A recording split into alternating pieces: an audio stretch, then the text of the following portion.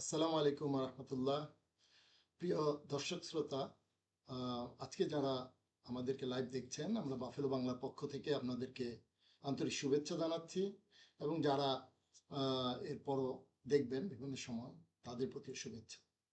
আজকে আমরা একটি বাংলাদেশের এক বিশেষ সন্ধিক্ষণে এবং বাংলাদেশের এক পট পরিবর্তন আমাদের দৃষ্টিতে, বিশেষ করে আমার দৃষ্টিতে এমন একটি মুহূর্তে আমরা বাফেলোতে যারা আছি তাদের বিশেষ কয়েকজন ব্যক্তিকে আমরা বাফেলো বাংলা স্টুডিওতে এনেছি। কথায় বলে যে বাংলাদেশে যদি ঢিল ছোড়া হয় কারো গায়ে পড়লে তিনি একজন রাজনৈতিক দলের কর্মী বা সমর্থক সামথিং। আমরা চেষ্টা করেছি তার বাইরে ভিন্ন বৈশিষ্ট্যের প্রফেশনাল মানুষদেরকে এখানে আনতে। আমার ডানে আছেন বাফেলোর অ্যাটর্নি, আমাদের বাংলাদেশ কমিউনিটির বাফেলোতেই থাকেন, হানন রিজভী ডানে আছেন। তার পাশে আছেন আমাদের শামসুল আরিফিন হাসিব, উনি অর্গানাইজার এবং কমিউনিটি অ্যাক্টিভিস্ট। আমি নিয়াজ মাকদুম, বাফেলো বাংলার প্রতিষ্ঠাতা সম্পাদক। আমার বামে আছেন রেজাউল করিম সিদ্দিকী, প্রফেশনাল ইঞ্জিনিয়ার, কিন্তু উনি বিশিষ্ট ব্যবসায়ী, বাফেলোর প্রিয় মুখ, সবার পরিচিত জন। এবং আমাদের স্বাস্থ্য কান্ডারি বলতে পারি আমি, আমাদের ফাহিম তাজওয়ার এমডি। তো আমরা বাফেলো বাংলার স্টুডিওতে আপনাদের সবাইকে আমন্ত্রণ জানাচ্ছি এবং স্বাগত জানাচ্ছি। তো আজকে আসলে আমাদের আলোচনাটা, আমরা কোনো ভারী আলোচনায় যেতে চাচ্ছি না। আমরা বাংলাদেশ নিয়েই, আমরা প্রবাসে এই মুহূর্তে বাংলাদেশকে কেমন দেখতে চাই, আমাদের অনুভূতিটা কি, এটুকু শেয়ার করা। এবং এটা থেকে আমরা আশা করছি আমাদের প্রবাসীদের মনের ইচ্ছা, মনের চাহিদা বেরিয়ে আসবে। আমরা খুব সংক্ষেপেই আমাদের অনুভূতিগুলো শেয়ার করব।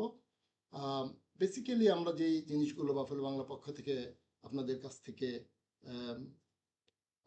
জানতে চাচ্ছি, সেটা হলো যে এই বাংলাদেশ হওয়ার পর থেকে এ পর্যন্ত এই প্রথম প্রবাসীরা ভোট দিতে পারছে, এবং সেটার বিষয়ে যদি কিছু বলেন। এবং বাংলাদেশে এখনো পর্যন্ত যতটুকু আমরা দেখছি, একটি নিরপেক্ষ বা মানে সবার সম্পৃক্ততায় একটি নির্বাচন হতে যাচ্ছে। এবং এখানে প্রথম বাংলাদেশে বলা যায় যে যারা সাধারণ মানুষের দৃষ্টি আকর্ষণ করেছে কাজের বিনিময়ে, তাদের প্রত্যেকেই বলছেন তারা দেশের জন্য, জাতির জন্য কি করতে চান। এবং এবারই ভিন্ন মানুষের মধ্যে আমরা লক্ষ্য করেছি যে মানুষ সচেতন, যে পয়সা দিয়ে বা সেন্টার দখল করে অথবা এলাকায় প্রভাব খাটিয়ে যে ভোট ডাকাতি বা ইতিপূর্বে যেগুলো হয়েছে, এটা হওয়ার সম্ভাবনা খুবই কম মনে হচ্ছে।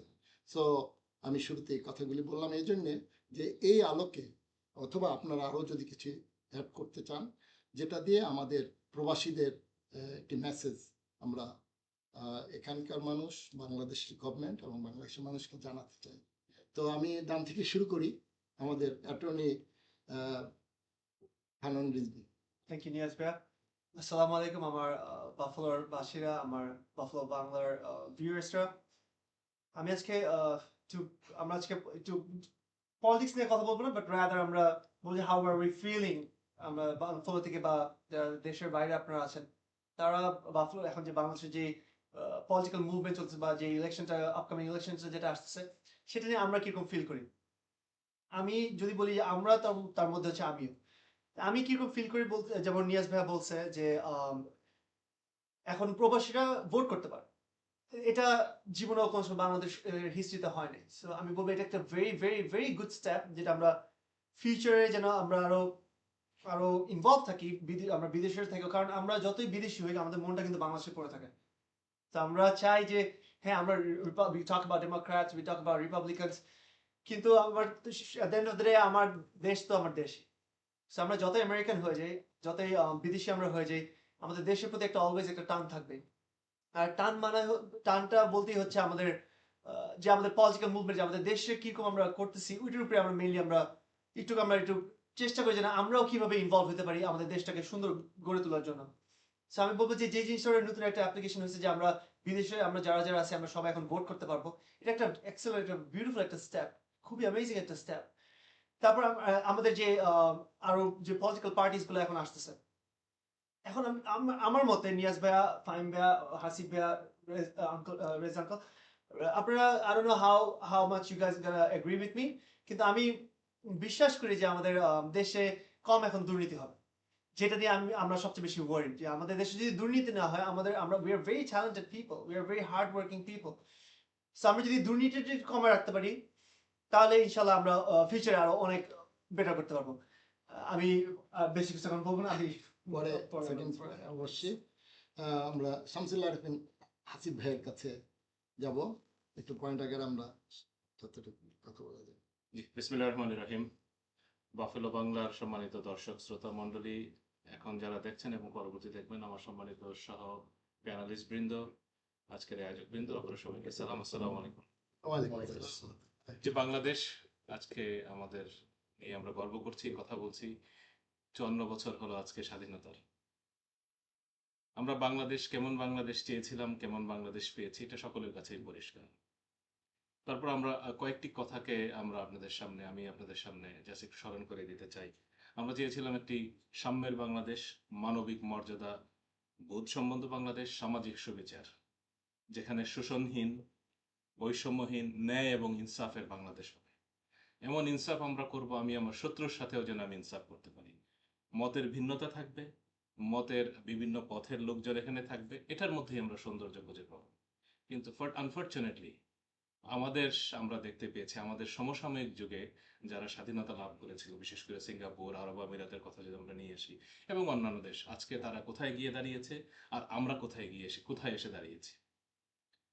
আমি কোনো স্পেসিফিক সরকার বা ব্যক্তিকে আমি এখানে বলতে চাই না, এটা অ্যাজ এ নেশন আমরা আজকে আমাদেরকে মাথা উঁচু করে দাঁড়াতে পারি। অবশ্যই এক্ষেত্রে যারা পলিটিক্যাল লিডার রয়েছে, আমরা মানুষের সকল মানুষকে কাছে নেওয়ার পরিবর্তে আমরা অত্যন্ত কৌশলে আমরা দেখেছি স্বাধীনতার এই 54 বছরে জাতিকে পক্ষ বিপক্ষের নামেকে সুস্পষ্টভাবে বিভক্ত করা হয়েছে। এই বিপক্ষ করার রাজনীতি, এইটা করার মধ্য দিয়ে আজকে দেশকে বিভক্ত করা হয়েছে, যার কারণে উন্নয়ন বারবার বাধাগ্রস্ত হয়েছে। আমরা আমরা কি উপহার দিয়েছি? আমরা চাঁদাবাজ উপহার দিয়েছি, টেন্ডারবাজ উপহার দিয়েছি, আমরা আমরা উপহার দিয়েছি হচ্ছে হত্যা, গুম, খুন, ধর্ষণ, আয়নাঘর, এই জাতীয় নানাবিধ জিনিস যেগুলো আমরা উপহার দিয়েছি। প্রত্যেকটা দেশেই এই টুকটাক আছে, কিন্তু আমাদের মতো দেশে, বিশেষ করে একটা উন্নয়নশীল দেশে, যে দেশে আমাদের উচিত ছিল যে স্বাধীনতার পর সবাই একসাথে কাজ করার, দেশকে গড়ার জন্য, দেশের মানুষকে সাথে নিয়ে মাথা উঁচু করে দাঁড়াবার জন্য, আমরা সেটা করতে ব্যর্থ হয়েছি।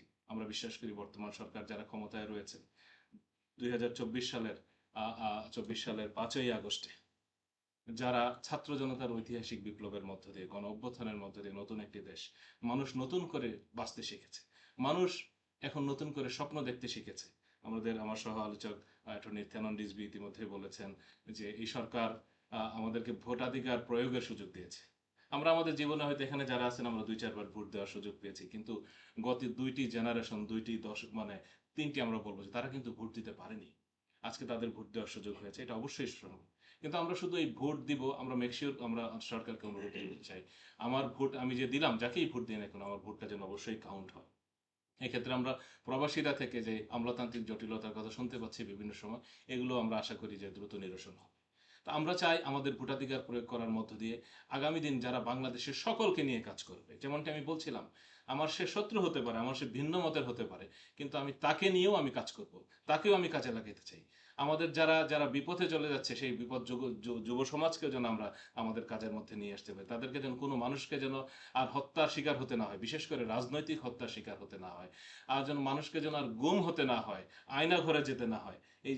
এই জাতীয় কাজ, এই কালচার থেকে আমাদেরকে বেরিয়ে আসতে হবে। এবং আমরা বিশ্বাস করি আজকের এই তরুণ সমাজ, যুব সমাজ, বিশেষ করে 4.5 কোটি তরুণ যুবক, তারা আজকে, এবং এই অবাধ তথ্য প্রবাহের যুগে, তথ্য প্রযুক্তির এই যুগে, মানুষ অনেক বেশি মানে তারা তথ্য নির্ভর হয়েছে, তারা সশিক্ষিত হয়েছে, তারা তারা জানতে তারা দেখতে পাচ্ছে সো আমি আমাদের এই প্রবাসের পক্ষ থেকে আমরা খুবই এক্সাইটেড। ইতিমধ্যে আমরা সবাই ভোট দিয়েছি, আমাদের ভোটগুলো ব্যালটগুলোকে আমরা দিয়েছি।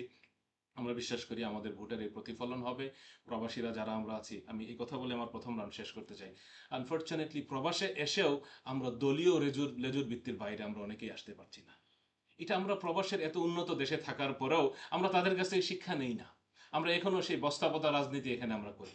আমরা এই দেশে থাকি, এই দেশে বড় হই, এই দেশের সুযোগ সুবিধা গ্রহণ করি, এই দেশের সৌন্দর্যগুলো আমরা উপলব্ধ হই, আমরা আমাদের বন্ধুদের সাথে শেয়ার করি, আত্মীয় স্বজনের সাথে শেয়ার করি। আইনের প্রতি এই দেশের মানুষ কত শ্রদ্ধাশীল, পরস্পরের প্রতি কত মানুষ তারা দরদি। কিন্তু আমরা নিজেদের মধ্যে এই দেশের বস্তাপচা রাজনীতিকে নিয়ে এসে, সেটা বাফেলোই বলেন, নিউ ইয়র্ক বলেন, শিকাগো বলেন, লস অ্যাঞ্জেলেস বলেন, সব জায়গার মধ্যেই আমরা আবার এগুলোকে নিয়ে আসেন। আমরা আমি বাফেলো বাংলার মধ্য দিয়ে আমি আমার বাফেলোবাসী সহ সারা আমেরিকার সকলকে অনুরোধ করবো, আসুন আমরা দেশের স্বার্থে সবাই এক হই। দেশের উন্নয়নের স্বার্থে, দেশের অগ্রযাত্রার স্বার্থে, দেশকে একটি স্বনির্ভর, সমৃদ্ধশালী, উন্নত দেশের কাতারে নিয়ে যাওয়ার ক্ষেত্রে এখানে আমাদের ব্যক্তিগত হিংসা, ব্যক্তিগত চাওয়া পাওয়া, ব্যক্তিগত আমাদের আবেগ অনুভূতিগুলোকে আমরা ফেলে দিয়ে সবার আগে যদি আমরা দেশকে নিয়ে আসতে পারি, ঐক্যবদ্ধভাবে যদি আমরা কাজ করতে পারি, আমার বিশ্বাস আমরা একটি সুন্দর বাংলাদেশ উপহার দিতে পারবো। ধন্যবাদ। ধন্যবাদ হাসিব ভাইকে। এবার আমার টান, আমি আর এখন বলতে চাচ্ছি না, আমি বলবো লাস্টে একটা গল্প বলবো আপনাদেরকে ইনশাআল্লাহ। তো আমি রেজাল্ট করেন সিদ্দিক ভাইকে বলার জন্য অনুরোধ চাচ্ছি। আসলে আমরা যারা প্রবাসে থাকি, আমরা দেশকে অনেক বেশি মিস করি। দেশে থাকলে হয়তো যারা দেশে থাকেন সবসময় তারা ওভাবে দেশকে মিস করেন না, তারা দেশে আছে। তো আসলে আসিফ ভাই অনেকগুলো কথা বলছে, ভেরি ইম্পর্টেন্ট প্রতিটি কথাই। তো আমি মাঝে মাঝে চিন্তা করি দেশকে নিয়ে, আমার কিছু নিজের গল্পই বলবো। আমাদের দেশটাকে, এই বিশাল দেশ, এটাকে ঠিক করার জন্য আমার মনে হয় কিছু নতুন মন্ত্রণালয়ের প্রয়োজন। তার মধ্যে একটা হচ্ছে কি, কমপ্লেইন মিনিস্ট্রি। যেখানেই দেখবেন কোন একটা প্রবলেম, সে ওই কমপ্লেইন মিনিস্ট্রিতে একটা কল দেবেন, কল দেওয়ার পরে সে একটা কমপ্লেইন নাম্বার পাবে। এক সপ্তাহ পরে সে আবার কল দিয়ে তার কমপ্লেইনের কতটুকু অগ্রগতি সে জানতে পারবে, যেটা আমেরিকায় আছে 311, এই দেশে কল দিতে হয়। তো কমপ্লেইনের যদি ব্রাঞ্চ অল ওভার কান্ট্রিতে থাকে, এবং যেখানে যেমন রাস্তার মধ্যে একটা ভাঙ্গা, রাস্তাটা হোল, আমরা একটা কমপ্লেইন দিয়ে দিই 311, এই ড্রেসে একটা ভাঙ্গা আছে, ডেঞ্জারাস। তো তারপরের দিন দেখুন ওটা এসে ওরা ফিক্স করে দিচ্ছে। তো সেভাবে কোনো ডিপার্টমেন্টে গেলে যদি আমার কাজ না হয়, আমার সাথে ভালো বিহেভ না করে, তাহলে একটা জবাবদিহিতার মধ্যে সবাই থাকবে, এই একটা মিনিস্ট্রি দরকার। আরেকটা হচ্ছে কি, আমাদের দেশের, আমি যেটা মনে, মিটিং এন্ড নেগোসিয়েশনের জন্য একটা মন্ত্রণালয় দরকার। আমাদের একটা কালচার হয়ে গেছে যে দাবি দেওয়ার জন্য ভাঙ্গো, স্ট্রাইক করো, রাস্তা ব্লক করে দাও, এটা না। যারই যে দাবি দেওয়া থাকুক, সে দাবিটা ওই মন্ত্রণালয়ের কাছে দেবে। মন্ত্রণালয় ওই নির্দিষ্ট ইন্ডাস্ট্রির মালিক অথবা নির্দিষ্ট ডিপার্টমেন্টের সাথে কথা বলে ওইটা মিটিং এর মাধ্যমে ক্লোজ ডোর এটা সলভ করবে। রাস্তায় কোনো হাঙ্গামা নেই, তাহলে কি হচ্ছে, আমরা চেঞ্জ হচ্ছি না। তারপর একটা দরকার, এটা পৃথিবীর খুব কম দেশে আছে, হ্যাপিনেস মিনিস্ট্রি। হ্যাপিনেস ইন্ডেক্সটা যে আমাদের বাড়ে, এটার উপরে কিন্তু কাজ করা হচ্ছে। যেমন ভুটানের মতো একটা গরিব দেশ, তাদেরও হ্যাপিনেস মিনিস্ট্রি আছে। ওয়ার্ল্ডের মধ্যে মোট 3টা দেশে হ্যাপিনেস মিনিস্ট্রি আছে, ফিনল্যান্ড আছে, ভুটান, আর একটা কোন দেশে। সো আমরা একটা হ্যাপিনেস মিনিস্ট্রি করতে পারি, যে আমাদের হ্যাপিনেস ইন্ডেক্সটা কত, আমরা কত বেশি হাসি, আমাদের কত বেশি, আমাদের এই যে কি বলে ল অ্যান্ড অর্ডার, আমাদের কত বেশি আমরা ভালো, আমাদের সুইসাইড রেটটা কত কম, এগুলো সবগুলো এখানে কাউন্ট হয়। তো ফর্চুনেটলি এবার আমাদের কালচারালি, আমরা পেটে ভাত না থাকলেও, অনেক দুঃখ থাকলে, আমরা কিন্তু হেসে কথা বলি। বাংলাদেশে একটা পজিটিভ থিং, সালাম দিলে সবাই স্মাইল করে, that's a good thing in our country. অনেক পোটেনশিয়াল আছে বাংলাদেশের মধ্যে।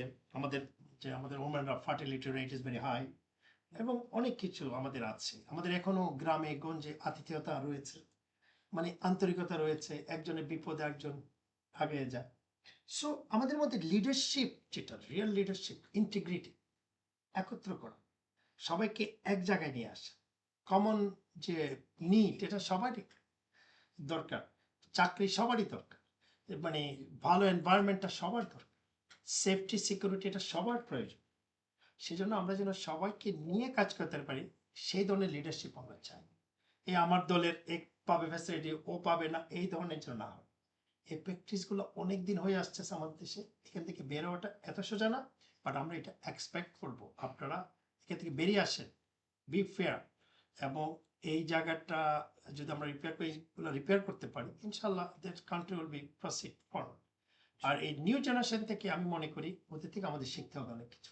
অ্যাকচুয়ালি আমরা তাদের কিসের হব, নিউ জেনারেশন থেকে আমাদের শিখতে হবে, এবং যতটা আমরা নিউ জেনারেশনকে ইনভলভ করবো এই দেশ চালানোর ক্ষেত্রে, আমার মনে হয় দেশটা তত বেশি ভালো এবং মডারেট ওয়েতে চলবে। ইনশাআল্লাহ। Thank you. ঠিক আছে, এবার ডাক্তার ফাহিম তাজওয়ার। ধন্যবাদ নিয়াজ আঙ্কেল। যারা আজকে লাইভ দেখছেন, পরবর্তী রেকর্ডিং দেখবেন, আপনার সবাইকে শুভেচ্ছা জানাই। আজকের অনুষ্ঠানটি আসলে আমাকে ইনভাইট করার জন্য আমি অত্যন্ত আনন্দিত, এবং আপনাদের মাঝে উপস্থিত হতে পারে। টপিকটি খুবই গুরুত্বপূর্ণ। আমরা সবাই এক্সাইটেড অ্যাবাউট দিস ইলেকশন, যে কি হবে। অনেক নতুন পলিটিক্যাল টিমও কিন্তু আসতেছে, নতুন কিছু লিডার চলে আসছে, কিছু খারাপ জিনিসও হচ্ছে, সব মিলে কিন্তু একটা এক্সাইটিং টাইম চলতেছে। আমি আসলে বাংলাদেশ থেকে প্রত্যাশা কি, তার উপর আপনাদের বলছেন একটা, আমি ফোকাস করতে চাই যে আমরা কি করতে পারি দেশের জন্য। That should be the one that I want to focus on. যে বাংলাদেশ থেকে আমরা কি পাবো, সরকার থেকে কি পাবো, ওটা বলার আগে যে আমরা কি করতে পারতেছি এজ এ ফরেন, আমরা যারা আপনার বিদেশে আসি। হ্যাঁ, আমরা টাকা পাঠাচ্ছি, ঠিক আছে, রেমিটেন্স তো পাঠাচ্ছি, আলহামদুলিল্লাহ, ভালো কথা। আমাদের ফ্যামিলি মেম্বার দেশের মধ্যে আছেন, ওদেরকে আমরা সাহায্য করতেছি, কিন্তু বিসাইড দ্যাট আমরা আর কি করতে পারতেছি। তো জাহাঙ্গীরের সাথে আমরা কয়েকটা প্রজেক্ট করছিলাম কয়েক বছর আগে, এখন কয়েকটা প্রজেক্ট চলতেছে এখন দেশের মধ্যে। তো এর মধ্যে একটা প্রজেক্ট ছিল যে গরিব যারা আছেন ছাত্র, তাদের সাথে বাডি করে দেওয়া ভালো একটা ছাত্র। তো আমরা ভালো ছাত্রকে পে করলাম ওদের টিউশন ফিটা, ও পড়ালো গরিব ছাত্রকে। তাতে সুবিধা হলো কি, দুজন মানে একজনের টাকাতে দুজন আপনার বেনিফিট হচ্ছে আর কি। তো এরকম কোনো প্রজেক্ট করতেছি কিনা আমরা দেশের জন্য। আমাদের কিন্তু আলহামদুলিল্লাহ এই ধরনের কিন্তু প্রচুর পাওয়ার আছে, মানি। আলহামদুলিল্লাহ আমরা কিন্তু আমেরিকা থাকার কারণে আমাদের মানি আলহামদুলিল্লাহ অনেক বেশি কিন্তু দেশের তুলনায়। সো আমরা চাইলে কিন্তু অনেক কিছু করতে পারি। তো এই আমরা কিছু করতেছি কিনা আমাদের দেশের জন্য, আমরা দেশ নিয়ে যে আমরা এত অহংকার করি, এত গর্ব করি, আমরা কি এটার পার্ট অফ হচ্ছি কিনা না। সেকেন্ড, আমরা অনেক সময় কিন্তু are we the part of solution আর are we the part of the problem. কিছু হলেই বলি যে দেশের সরকার করতে পারে নাই, সরকারের দোষ, সরকার কেন করতেছে না, অমুক কেন করতেছে না, অমুক কেন করতেছে। কিন্তু সেম সময়ে দেখা যায় যে যখনই কোনো ওই করাপশনের আমরা কথা বলি, সেম করাপশনের অন্য একটা ভঙ্গিতে আমরা করতেছি। আমি কয়েকটা জিনিস উল্লেখ করব না এখানে।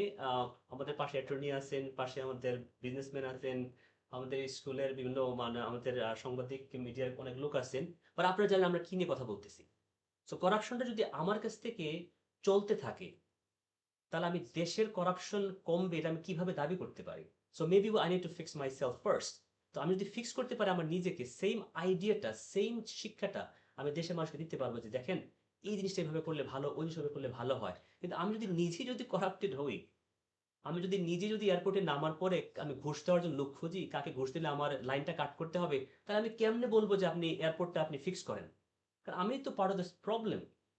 So maybe this is where we have to fix our self.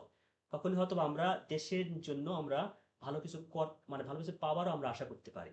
Corruption কিন্তু শুরু হয় স্বজনপ্রীতি দিয়ে, যেটা আমাদের, আমি কোনো টিমের এগেনস্টে, কোনো পার্টির এগেনস্টে বলবো না, কিন্তু আমরা দেখি যে পার্টি যখন যায়, পুরো একটা পুলিশ ফোর্স, আর্ম ফোর্স, সব মন্ত্রণালয়, ইভেন আপনার যে ইলেকশন মন্ত্রণালয় যেটা আছে, যেটা হচ্ছে ইন্ডিপেন্ডেন্ট, সবগুলোই কিন্তু ওই রুলিং পার্টির পক্ষ হয়ে যায়।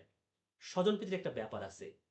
স্বজনপ্রীতি জিনিসটা কিন্তু আমাদের থামাইতে হবে, এবং আমরা মনে করি যে এই জিনিসগুলো এখানের মধ্যে কিন্তু আমাদের চালু করতে হবে। এই যে বাফেলোর মধ্যে, এই বাফেলোর মধ্যে আমাদের কতটা আঞ্চলিক কমিটি আছে, আমি আর ওদিকে যাব না, কিন্তু আমরা যদি ঐক্যবদ্ধ হতে না পারি এখানে, যদি সবাই যদি আমরা মানে প্রেসিডেন্ট, অমুক সভাপতি, অমুক সেক্রেটারি যদি আমরা বসে থাকি, যদি আমরা যদি কিছু না পাই, পরে দেখি যে আমরা ভাগ করে ফেলতেছি আমাদের যে ছোট্ট কমিটিটাকে, তাহলে আমরা কিভাবে আশা করতে পারি দেশ থেকে ভালো কিছু পাওয়ার?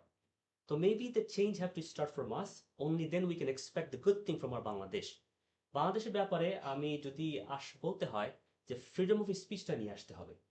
ফ্রিডম অফ স্পিচটা এটা খুব একটা ইম্পর্টেন্ট মানে একটা ব্যাপার, যে যখনই কোনো করাপশন হয়, যখনই কোনো নেগেটিভ কিছু হয়, যে কেউ কিন্তু এখন ফোনটা তুলে ধরে রেকর্ড করে আপনার পোস্ট করতে পারে, এবং ওরা যদি এটা নির্বিঘ্নে করতে পারে, তখনই কিন্তু যারা করাপশনটা করতেছে ওদের মধ্যে একটা ভীতি ঢুকবে যে না, আমার তো করাপশন করলে আমার ছাড় হবে না, এট দ্য সেম টাইম অন্য মন্ত্রণালয়টা যদি এটা স্বজনপ্রীতি বাদ দিয়ে এটা আমার টিমের লোক না, এটা আমার পার্টির লোক হোক আর না হোক, still I have to go against that person. যদি ওরকম হয়, only then I feel like আমাদের বাংলাদেশের নাম্বারটা টপ 5 করাপ্টেড কান্ট্রি লিস্ট থেকে কমে আসবে ইনশাআল্লাহ। তো আমি খুবই আশাবাদী এই ইলেকশনটা নিয়ে। আমি মনে করি যে ইনশাআল্লাহ এই ইলেকশন অনেক চেঞ্জ নিয়ে আসবে। অনেক ইয়াং লিডার আসতেছেন, যাদের মধ্যে অনেক ভালো আইডিয়া নিয়ে আসতেছেন, এবং আমরা আসলে একটা বলা যায় নতুন সূর্য দেখার অপেক্ষায়। ইনশাআল্লাহ, ইনশাআল্লাহ। চমৎকার বলেছেন doctor Fahim Tajwar. So second round শুরু করার আগে আমি আমার একটুখানি গল্প বলি ছোট্ট করে। সেটা হলো আমি আমার সারাটা জীবনই আসলে সাংবাদিকতার সাথে এই মানে মিডিয়ার একজন কর্মী হিসাবে মানে ফুল টাইম কাজ করেছি। সো মিডিয়াতে একটি কথা খুব প্রচলিত ভিতরে, মানে সেটা হলো on record, of the record. সেই অফ দ্য রেকর্ডে বহু মানে ঘটনা, বহু কথা মানে আসলে কালের আবর্তে হারিয়ে যায়, মানুষ জানে না, কিন্তু নিজে নিজে থাকে। তো আমার কাছে আজকে এরকম একটা অফ দ্য রেকর্ড একটা ঘটনা আপনাদের সাথে শেয়ার করতে চাই। সেটা হলো লিডারশিপ। ডক্টর ফাহিম তাজওয়ার বলেছেন যে লিডারশিপটা, আমি যদি লিডারশিপটা নেই যে অন্যায় আমি করব না, আমার সামনে হতে দেব না, এই রকমের ফ্লেভারটা বাংলাদেশে দেখছি। ভেরি রিসেন্ট আমার বাসায় একজন বাংলাদেশের একজন লিডার, এক দলের প্রধান, একদিনের জন্য এসেছিলেন, রাতে আমার বেডরুমে ঘুমিয়েছেন। তাকে আমি ভিন্ন মানুষ হিসেবে দেখেছি আর কি। সেটি আপনাদের সাথে আমি নাম না বলে ঘটনাটা বলি তাইলে, কারণ আমি আমার ফ্যামিলিতে x president, minister, prime minister, parliament member, এরা আমাদের ফ্যামিলির আত্মীয় স্বজন, আমি তাদেরকে ঘনিষ্ঠভাবে দেখেছি। সো এইটা এইটা একটু ভিন্ন মাত্রিক মনে হয়েছে। এই টুপিটা সে লোকের, এই টুপিটার মালিক। সো টুপিটা উনি রাতে আমার বাসায় ঘুমাতে এসে, উনি অনেক পয়সার মালিক এবং বাংলাদেশে বিশাল প্রতিষ্ঠান আছে। তো তার দুইটা মাত্র টুপি, এই টুপিটা একটা, আর একটা এটা ময়লা হয়ে গেছে। আমাকে বললেন যে এটা একটু ধুয়ে দেব। তো ওনার সাথে আরও কিছু গেস্ট ছিল অন্য রুমে, আমার 3 তলায়। গেস্ট দিতে গিয়ে এই টুপিটা ভুলে আমি রেখে দিচ্ছি, এ হারিয়ে যায়, ওখানে হারিয়ে যায়। সকালবেলা হলে আমার টুপিটা কই, তার দুইটা মাত্র টুপি, একটা মাথায় আর এইটা। তার মানে একটি মানুষ দুইটা টুপি নিয়ে, তার একটি প্রতিষ্ঠানে প্রায় 2000-এর মতো স্টাফ আছে বাংলাদেশে। সো উনি এই দুইটা টুপির একটা টুপি। আমি বিব্রত হলাম, বাসার সবাই মিলে খুঁজলাম, এ পালিয়েই ছিল সেই 3 তলার একটা চিপার মধ্যে। সো আর পেলাম না। তো উনার প্রজ্ঞা দেখলাম, উনি লাস্টলি যাওয়ার সময় বললেন, তুমি যদি পাও এটা তোমাকে আমি গিফট করলাম, তুমি ব্যবহার করো। তার মানে হলো এটা কিন্তু আমরা যদি আমি চিন্তা করেছি তখন যে এটা কত প্রজ্ঞাবান একটি মানুষ হতে পারে, কারণ এটা আমার উপর একটা দায়ভার থেকে যাবে, এটা উনাকে আমার পৌঁছাতে হবে। উনি আমাকে সেই দায় মুক্তি দিয়ে গেছেন। হ্যাঁ, রাতে ঘুমাতে গেলেন, উনার সাথে যে উনার পিএস আমাকে বললেন যে আচ্ছা নিচে একটু দরজাগুলি একটু শক্তভাবে একটু আটকায়েন, একটু চেক করেন, কারণ ওনার একটু সিকিউরিটির ব্যাপার আছে। তো আমি আসলে আগে খেয়াল করা হয় নাই, আমি নিজেই রাত জাগছি, মানে ওনারা উপরে ঘুমাচ্ছেন, আমি নিচে সোফায় মানে সজাগ। রাত্রি 2:30 না 3টার দিকে উনি উঠে গেলেন, উঠে নিচে নামছেন, বাথরুমে যাবেন, এসে দেখে আমি সজাগ। তুমি সজাগ কেন? আমি বললাম যে আপনারা আছেন, সিকিউরিটি হয়ে নাই, তো আমি নিজেই সজাগ আছি।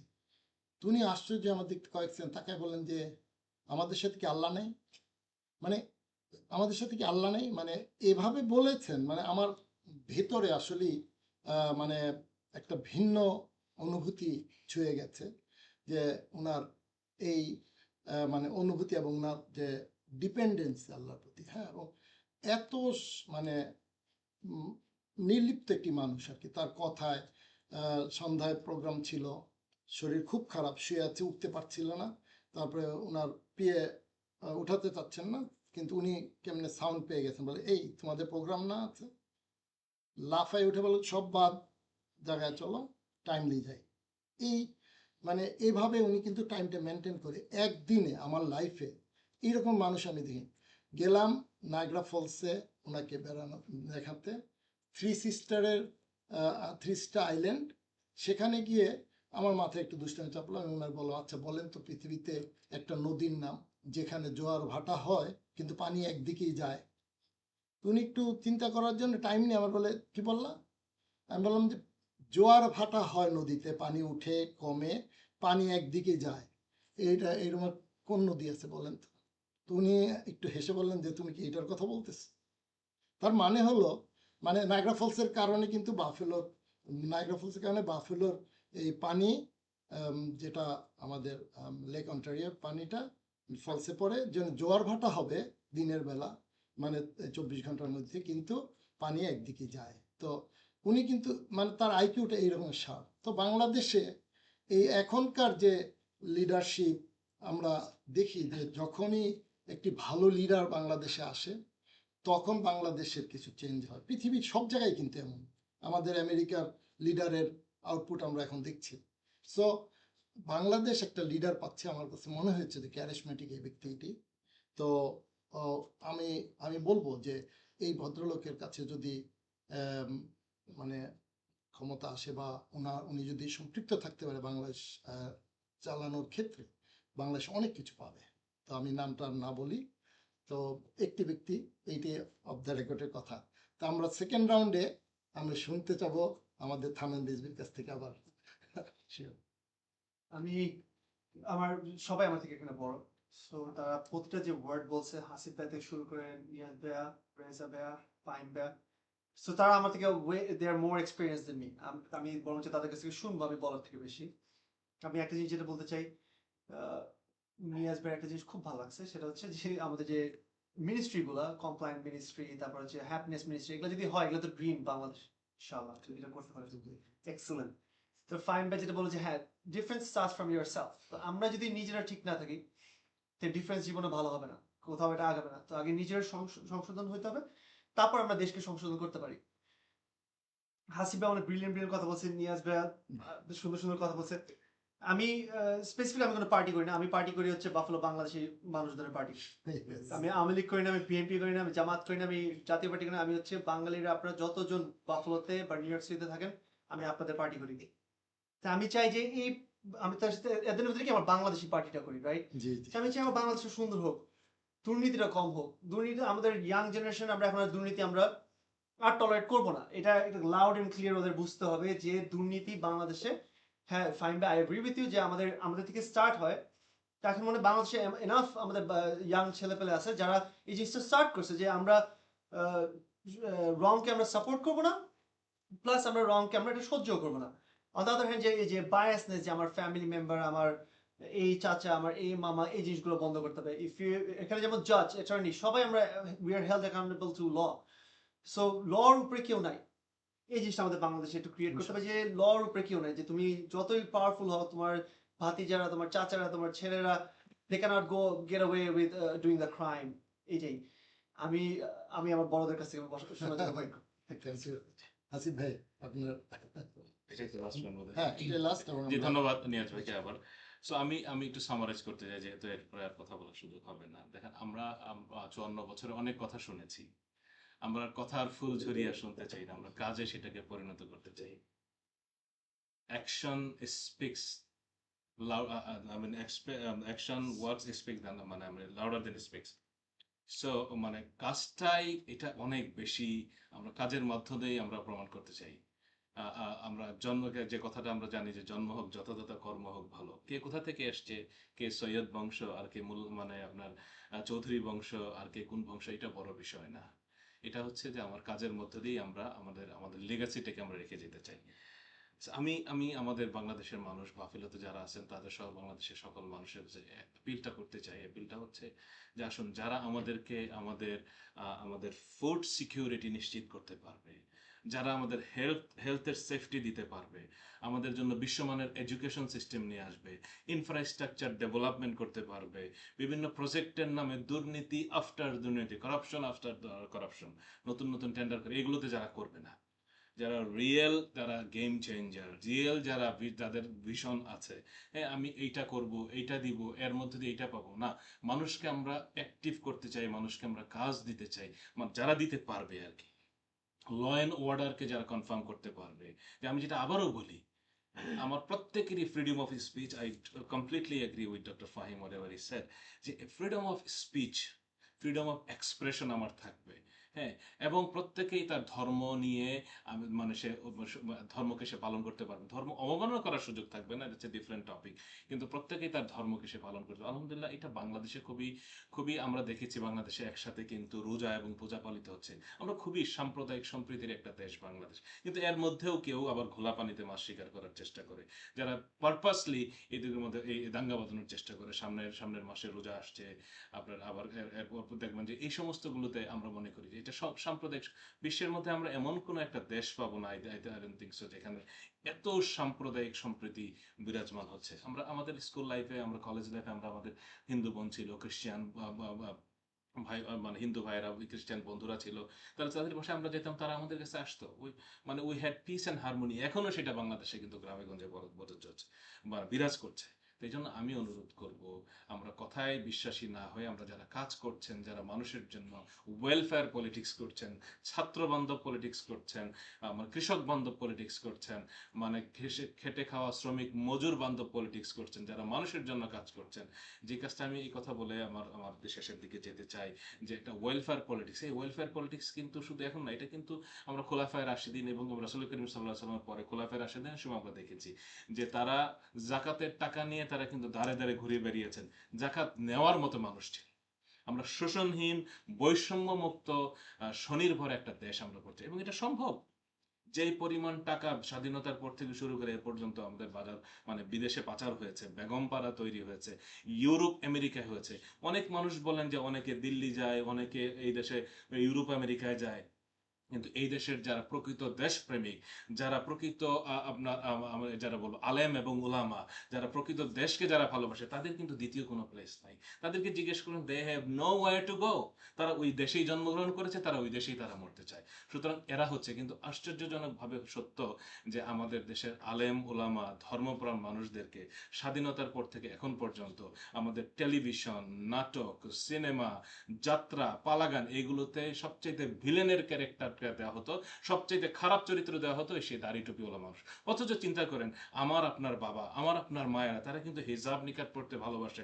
অ্যাটলিস্ট হিজাব নিকাব না পড়লেও তারা মাথায় ঘুমটা দিতে, এখনো গ্রামে শহরে যখন আজান হয়, আমাদের বোনেরা কিন্তু মাথায় উন্নাটা দিয়ে দেয়। এখনো আমাদের বাবারা দাদারা, তারা কিন্তু তারা পর্দা, তারা কিন্তু দাড়ি রাখতে তারা ভালোবাসেন। এবং এটা এটা এটা আমাদের লেগাসি, এটা আমাদের রক্তের সাথে মিশে আছে। আমরা শাহজালালের উত্তরসূরির কথা বলি, শাহ মাকদুমের উত্তরসূরির কথা বলি, শাহ পরাণের দেশের কথা বলি।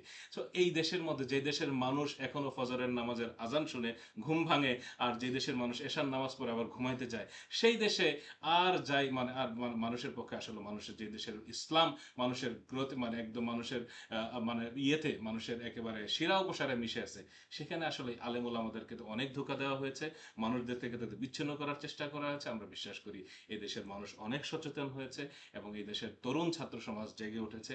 আগামী দিনে যারাই এই দেশে রাজনীতি করবেন, সবচেয়ে ভালো দিক হচ্ছে, এখন যারা কম্পিটিশনে আছেন, ম্যাক্সিমামই আমি বলবো তারা কেউ ইসলামের বিপক্ষের কোনো শক্তি না, তারা ইসলামের পক্ষে।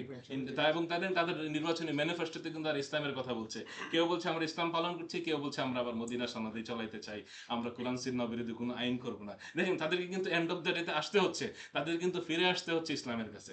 সুতরাং এটা একটা ভালো দিক ইন জেনারেল, যে বাংলাদেশের পলিটিক্সে, বাংলাদেশে যারা পলিটিক্স করবেন, আগামীতে আর কেউ ইসলাম বিরোধী কোনো কর্মসূচি নিয়ে আর সামনে কিন্তু মানুষের কাছে যেতে পারবে না। এইটা অ্যাটলিস্ট মানুষের কাছে বুঝে গেছে। আমরা বিশ্বাস করি যারাই আগামী দিনে ক্ষমতায় আসুক, সকলকে নিয়ে তারা কাজ করবে দেশের উন্নয়নের জন্য ও সমৃদ্ধির জন্য, স্বনির্ভরতার জন্য, বহির্বিশ্বকে সাথে নিয়ে তারা এগিয়ে যাবে। আবারও সবাইকে ধন্যবাদ রাফেল বাংলা। থ্যাংক ইউ আপনাকে। রেজাউল করিম সিদ্দিকী ভাই, আমি আবার আমি আমি গত বিএনপির 31 দফা এবং জামাত এবং তার 11 দলীয় জোটের 26 দফা, দুইটা নিয়ে স্টাডি করেছে, দেখেছি অনেক ভালো জিনিস আছে এর মধ্যে, দুইটা পার্টির মধ্যে। কিন্তু একটা সেক্টর বোধহয় মানে দুইটা পার্টি, মেজর পার্টি এড়িয়ে গেছে, সেটা হচ্ছে আমাদের এনার্জি ডিপার্টমেন্ট। আমাদের একটা কান্ট্রির এনার্জিটা হচ্ছে অত্যন্ত ইম্পর্টেন্ট একটা জিনিস। সেইটার ক্ষেত্রে আমাদের বর্তমান vulnerable সিচুয়েশন, আমাদের গত 16 বছর ড্রিলিং বন্ধ। ইনস্টেড অফ ড্রিলিং, তারা এলপি গ্যাস ইম্পোর্ট করেছে, সিলিন্ডার, এলপি সিলিন্ডার, এবং ওইটা দিয়ে তারা মানি মেক করছে। এবং যার কারণে বলছে, তাদের একটা কথা ছিল, drilling is very expensive, we don't want to do the drilling. বাংলাদেশের 42 trillion cubic feet of gas আছে আমাদের কান্ট্রিতে। আমাদের প্রতি বছরের নিড হচ্ছে 2 ট্রিলিয়ন কিউবিক ফিট গ্যাস। তাহলে আমাদের 21 বছরের গ্যাস আমাদের মজুদ আছে। এখন ড্রিলিং এর সমস্যা হচ্ছে, ড্রিলিং যদি আজকে শুরু করে, এটা গ্রিডে আসতে অ্যাটলিস্ট 1 ইয়ার সময় লাগে, এবং একটা ড্রিল করতে 100 কোটি টাকা খরচ হয়। 4 থেকে 5টা ড্রিল করলে একটাতে গ্যাস পাওয়া যায়, মানে উইথ প্রপার প্রেশার, যেটাতে হাজার হাজার কোটি টাকা আয় হয়। কারণ গভর্নমেন্ট পারপাসলি এটা বন্ধ রাখছে, যেটার এখন খেচারত দিতে হচ্ছে বাংলাদেশকে। এই জানি আমি বাংলাদেশ থেকে আসছি রিসেন্ট 20th জানুয়ারি, মানে আমি ব্যাক করছি। অলরেডি গ্যাস সিলিন্ডার $3,000 টাকায় চলে গেছে, যেটা 1200 টাকার গ্যাস সিলিন্ডার। তারপরে যাদের বাসায় গ্যাসের লাইন আছে তাদেরও প্রেশার নাই, মানে তাদেরকে টাইমে টাইমে দিচ্ছে, লোডশেডিং করে দিচ্ছে। সো এটা খুব ভয়াবহ অবস্থা। বাংলাদেশের লক্ষ লক্ষ সিএনজি ড্রাইভার, বাংলাদেশের ঘরে, এই যে কোটি কোটি ঘরে যদি গ্যাস না থাকে, চুলা না থাকে, টাকা আছে, খাবার আছে, কিন্তু রান্না করার যদি না থাকে, তাহলে কি অবস্থা, হোল দেশ একটা হাহাকার সৃষ্টি হবে। সেজন্য যারাই আসবেন নেক্সট গভর্নমেন্ট, তাদের দরকার immediate start the drilling, immediate আমাদেরকে অল্টারনেট ইলেকট্রিক্যাল, মানুষকে বলতে হবে, অ্যাভয়েড করতে হবে যে আপনাদের ইলেকট্রিক চুলা, অথবা আজকাল অনেকগুলো ছোট ছোট কয়লার চুলা, এবং আপনার কম রান্না করে কিভাবে চলতে পারবেন, you have to survive that একটা পিরিয়ড, অন্তত 1 বছর বা 6 মাস। You have to be think alternate. এটা যদি মানুষ এখন থিঙ্ক না করে, তাহলে কিন্তু ওই হঠাৎ যদি গ্যাস বন্ধ হয়ে যায়, সারা দেশটা একটা হাহাকার সৃষ্টি হবে। এবং আমি এই মধ্যে ওভারঅল যেটা ডাটা, বাংলাদেশের অর্থনীতি একটা বিশাল ইয়ার মধ্যে দিয়ে যাচ্ছে, একটা বিশাল একটা কি বলে ভ্যাকুয়ামের ভিতর দিয়ে যাবে। এটা জামাত আসলেও যাবে, বিএনপি আসলেও যাবে, হুএভার কাম। তারা যদি দুই দল একসাথে হাতে হাত ধরে যদি দেশটাকে সামনে নিয়ে যেতে চায়, হয়তো তারা এই ইয়া থেকে, এই খাত থেকে উঠতে পারবে। এটা বিশাল, almost Bangladesh is going to like a Sri Lanka. This is the situation 1 year. কারণ নেক্সট ইয়ার আমরা এলডিসি যে সুবিধা আমরা পাই, সেটা চলে যাচ্ছে লোয়েস্ট ডেভেলপিং কান্ট্রিজ, যার কারণে আমাদের গার্মেন্টস 1/3 আমরা লুজ করবো। গার্মেন্টস, অনেক garments employee will be out of job. আমাদের ওইদিকে ফরেন কারেন্সি কমে যাবে, এবং আমাদের রেমিটেন্সের উপর ট্যাক্স আসার কারণে there is like a loss of hundi হয়ে যাবে, লস অফ টাকা, মানে ওইটা গভর্নমেন্টের ইয়াতে আর রিজার্ভে আর জমা হবে না। সো অল, এবং আমাদের যে বিগত দিনে সরকারের যে সমস্ত লুটপাট করেছে, সেই লুটপাটের টাকা বাংলাদেশের জনগণ উইথ ইন্টারেস্ট পে করতে হবে এই বছর $5 বিলিয়ন US ডলার। সো এই সব মিলে একটা বিশাল critical situation Bangladesh go through.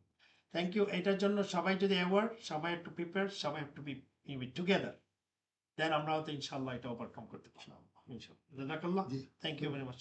G, thank Yes. You, thank you. So আমি ফিজিশিয়ান হিসেবে বাংলাদেশের জন্য, বাংলাদেশের যে নেক্সট যে সরকার আসবে, তাদের কাছে একটা রিকোয়েস্ট থাকবে যে আমাদের পাবলিক হেলথের উপর একটু ফোকাস করা। পাবলিক হেলথে প্রিভেনশনের ব্যাপারটা নিয়ে দেশের মধ্যে ডায়াবেটিক্স বলেন, হাইপারটেনশন, হার্ট ডিজিজ খুবই র্যাম্পেন্ট, এবং বেশিরভাগ লোকেরই কিন্তু আইডিয়া নাই কিভাবে এই রোগগুলোকে প্রাথমিক অবস্থায় থামানো যায়। এবং দেখা গেছে যে যারাই এটা নিয়ে কাজ করতেছে, আরেকটা মহল, কিছু স্বার্থধারী মহল কিন্তু আটকে দিচ্ছে, কারণ ওরা জানে যদি এই প্রিভেনশনটা ভালো দিকে সাকসেস হয়, তাহলে কিন্তু ওদের ব্যবসা কমে যাবে। আমি at least that's what I have seen কিছু কিছু ক্ষেত্রে। তো আমি মনে করি যে আমাদের নেক্সট যে গভর্নমেন্ট যে আসবে, আপনাদের উচিত যে এই দিকে ফোকাস করা। যদি এদিকে আমরা ফোকাস, যদি আমরা সাকসেস না করতে পারি, তাহলে একটা আমরা হসপিটাল ভিজিটে, এন্ট্রিতে কত যায়, লক্ষ লক্ষ টাকা, একটা গরিব ধনী যেই হোক, কিন্তু প্রচুর টাকা যাচ্ছে। গরিবদের তো অবস্থা আরো খারাপ, অত এত এত তো টাকা দেওয়ার কোনো ক্ষমতা নাই, ফলে দেখা যায় যে ওদের মধ্যে অনেক ধরনের সিম্পল রোগগুলা ভয়াবহ এবং মরণব্যাধি হিসেবে কিন্তু আসতেছে। তো প্রিভেনশনের মাধ্যমে আমাদেরকে আমরা হেলথি রাখতে পারবো, আমাদের বাংলাদেশিদেরকে। সরকারের টাকাও কিন্তু অনেক বাঁচবে, এবং ওই টাকা দিয়ে কিন্তু এই যে আপনার ঋণ যেগুলো আসতেছে আমাদের আগামী সরকারের কাছে, কিন্তু আমরা পেমেন্ট করতে পারবো। আমিও কিন্তু এগেন এই জন্য রেজা আঙ্কেলকে আমি আবার ধন্যবাদ জানাই। উনি আমাকে একটা আইডিয়া দিয়েছিলেন। এর মধ্যে একটা আইডিয়া ছিল যে একটা ছোট্ট একটা স্টল খোলা, গ্রামের মধ্যে স্টল খোলা, এবং ওইখানের মধ্যে রোগীরা আসবে, মনে করো ডায়াবেটিক রোগীরা এসে ডায়াবেটিক চেক করে যাবে, ব্লাড প্রেশার মেশিনটা দিয়ে ব্লাড প্রেশার চেক করে যাবে, দ্যাটস ইট। আমরা মেশিন রেখে দিব, আমরা ডায়াবেটিস সাপ্লাই রেখে দিব, ওরা আসবে চেক করবে। ওরা দিনে একজনে এসে চেক করতে পারবে খাবারের আগে সুগারটা এবং প্রেশারটা মেপে যাবে, দ্যাটস অল। আর কিচ্ছু না, কোনো ডাক্তার থাকবে না, কেউ থাকবে না, শুধু ওরা জানবে যদি প্রেশারটা কত। এই সিম্পল নলেজ কিন্তু একজন লোকের লাইফকে বাঁচিয়ে দিতে পারে, একটা স্ট্রোক থেকে ওদেরকে রক্ষা করতে পারে, একটা বড় ধরনের কোনো হার্ট অ্যাটাক অথবা কোনো ধরনের লিম্ব লস ডায়াবেটিকের কোনো তো এই সিম্পল স্টেপ যদি তোমরা নিতে পারে, তাহলে কিন্তু ইনশাআল্লাহ আমাদের আমাদের দেশের ফিউচারটা অনেক ভালো। ছোট্ট একটা জিনিস আর কি, আমাদের যে মন্ত্রী যেটা আর কি, প্রধানমন্ত্রীর কিন্তু মেয়াদটা 10 বছরের উপর। এর পক্ষে কিন্তু আমি জোরালো একটা আহ্বান জানাই, কারণ হচ্ছে কি, যদি আমরা ইয়াং লিডারদেরকে চান্স দিতে হয়, তাহলে কিন্তু এটা আসতেই হবে, নাহলে কিন্তু দেখা যাবে যে কয়েকজন বসে যাচ্ছে যে টপ লেভেলে, কিন্তু বাকি সবাই কিন্তু সাফার করতেছে। ইনশাআল্লাহ, জাযাকাল্লাহ। আসলে আমরা একসাথে মিলে আমাদের এই দেশটাকে গড়ি। আমাদের দেশের জন্য রইল শুভকামনা, অনেক দোয়া। আসসালামু আলাইকুম। Thank you. পাবলিক হেলথের সাথে আমি অনেকগুলো টাইম স্পেন্ড করেছি। তার মধ্যে আমি যেটা দেখলাম সবচেয়ে ভয়াবহ যেটা, আমাদের যে পেস্টিসাইডগুলো ইউজ করা হয়, ধানের বিষ যেগুলো ইউজ করা হয়, এটা খুবই মারাত্মক। এটা মানুষের ক্যান্সার হওয়ার জন্য একটা কারণ। আরেকটা হচ্ছে আমাদের যে ভেজাল, বাংলাদেশের যে খাদ্যদ্রব্য যে ভেজাল, এগুলোতে মানুষেরকে বিষ প্রয়োগ করা হচ্ছে, আমাদের পাবলিক হেলথ একদম ডিস্ট্রয় হয়ে যাচ্ছে। এই জিনিসগুলো আপনাদের খেয়াল রাখা, এবং টোটাল দেশের যে এনভায়রনমেন্ট, মানে নোংরা, মানে সব জায়গায় মশা, এই এই সব কিছু থেকে আমাদেরকে মুক্তি পেতেই হবে। এটা ছাড়া কোনো ওয়ে নেই। পাবলিক হেলথ শুধু হসপিটাল করলে হবে না, শুধু ল্যাব করলে হবে না, আমাদের এই জায়গাতে ফোকাস করতে হবে যে পেস্টিসাইডটা চেঞ্জ হতে হবে এবং খাবারের ভেজালটা চেঞ্জ হতে হবে। ভালো খেলে, ভালো এনভায়রনমেন্টে থাকলে মানুষের অসুখই হবে না। Thank you. Thank you. আমরা অনেকক্ষণ সময় নিয়েছি। সবাইকে, আপনাদের সবাইকে ধন্যবাদ। আমি শেষ লগ্নে আমি আমার টার্নের প্রতি একটা কথা বলতে চাই। সেটা হলো, আমি সেলফিশের মতোই বলবো যে আমাদের প্রবাসীদের জন্য যেসব হাসিব ভাই বলেছেন যে কথা শুনেছি, আমরা কাজ দেখতে চাই, আমরা এয়ারপোর্টে হয়রানি হতে চাই না, এটা চাই। আমরা যারা রেমিটেন্স পাঠাচ্ছি তাদের রিওয়ার্ডেড করার অনেক কথা ইতিপূর্বে আমরা শুনেছি। সেক্ষেত্রেও গভর্নমেন্টের দৃষ্টি থাকা দরকার। আরেকটা এখানে যেটা আছে যে বাংলাদেশে এখানকার যে স্পেশালিস্টরা আছে, যেমন ফাহিম তাজওয়াল একজন ফিজিশিয়ান, উনাকে যদি একটি সুযোগ করে দেওয়া হয়, বছরে যদি ওনাকে ইনভাইট করা হয় বাংলাদেশে, যে ওকে আপনার সময় অনুযায়ী আমাদের এই প্রেক্ষাপটে এই অ্যাডভাইস বা আপনি আসেন দেশে কিছু সেবা দেন, এরকমের সেবা দেওয়ার অনেক এক্সপার্ট প্রবাসে আছে। তাদেরকে যদি আপনারা সুযোগ করে দেন, তারা ভলান্টিয়ার বাংলাদেশে গিয়ে সেবা দেবে, সেই সুযোগটা করে দেয়া, এটা যেন আমাদের জন্য হয়। এবং আমরা চাই, যেমন আমেরিকাতে বাংলাদেশের যেই কানাডাতে প্লেন সার্ভিস আসে, আমেরিকাতে এটা করা যেতে পারে। ইতিপূর্বে গভর্নমেন্টের বিভিন্ন তাদের গভর্নমেন্টের আমলাতান্ত্রিক জটিলতা দেখিয়ে পয়সা চুরির কারণে এগুলো হয়নি, না হয় এই আমরা চাই যে সেটাও হোক। সো আমরা যারা প্রবাসীরা এবার ভোট দিতে পেরেছি, আমরা খুবই আনন্দিত, যদিও এর মধ্যে অনেক মানে ব্যত্যয় ঘটেছে, অনিয়ম আমরা লক্ষ্য করেছি, তবুও শুরু হয়েছে, এটাকে আমরা সাধুবাদ জানাই। এবং আমরা এই গভর্নমেন্টকে অবশ্যই আমরা ধন্যবাদ জানাই, এবং একটি সুন্দর নির্বাচন আমরা দেখতে চাই। এবং আমরা চাই যেন প্রবাসীদেরকে, বাংলাদেশের রেমিটেন্স যোদ্ধা আমরা, আমাদেরকে যেন মূল্যায়ন করা হয়, এবং বাংলাদেশ থেকে যারা মিডল ইস্ট থেকে শুরু করে বিভিন্ন জায়গায় শ্রমিক পাঠানো হয়, তাদেরকে যেন শিক্ষিত করে, ট্রেন্ড আপ করে তাদেরকে যেন প্রফেশনাল হিসেবে পাঠানো হয়। এই উদ্যোগ নেওয়া জন্য আমাদের আহ্বান থাকলো। এবং আপনারা আমাদের সাথে এতক্ষণ থেকেছেন বলে সবাইকে আন্তরিকভাবে ধন্যবাদ জানাই। বাফেলো বাংলার সাথে থাকবেন, বাফেলো বাংলাকে সহযোগিতা করবেন। আপনারা ভালো থাকুন। আল্লাহ হাফেজ। আসসালামু আলাইকুম ওয়া রাহমাতুল্লাহি ওয়া বারাকাতুহু। আসসালাম।